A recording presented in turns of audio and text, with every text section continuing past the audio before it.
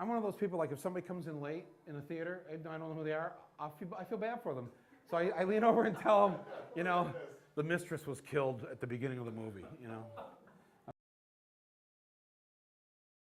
The Twin Cities was not on the schedule of the studio, but I said, are you kidding? This is one of the best cities to come to.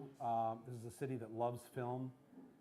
This is a city that has a lot of smart people in it, and I think that they're really going to love this movie. So they said, okay, great, let's go to Minneapolis, St. Paul. Actually, the real reason is that the Tigers are here to defeat the Twins tonight, and you know, I'm just trying to pull for Detroit. We don't have a whole lot these days, so. I started to make this movie about a year and a half ago, about 6 months before the crash, because I felt like things were about ready to collapse. But I'd been feeling that for some time. I didn't know if it was going to be the massive credit card debt that's built up, or whether it was going to be housing or whatever. But in the end, it was really about Wall Street traders turning investment banking in Wall Street into some weird casino where they created all these crazy derivatives and credit default swaps and things where they essentially took our money and played around with it and lost it. And before they lost it, they pocketed quite a bit of it for themselves. And then they came back to us after losing our money saying, oh, give us some more to make up for what we lost, even though it's already our money. So it's absolutely crazy, you know. You know, this whole discussion of capitalism versus socialism, I mean, we've never had that discussion in this country. I've never had it on a large scale.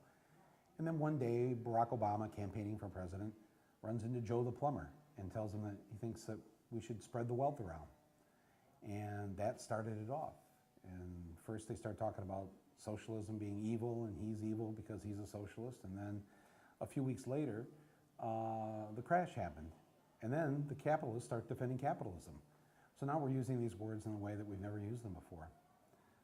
I think all that's very good, actually, because in the end, there's some good things about the old form of capitalism that we could take and combine it with a lot of the good things from socialism, which socialism to me is a euphemism for democracy. You know, socialism is really about all of us sharing the pie. And that's also called Christianity. I think that's what the man said, didn't he? That we're to share the pie. And the person who comes to the table and takes 9 slices of the pie for himself and leaves 1 slice for the other 9 people at the table doesn't get into heaven.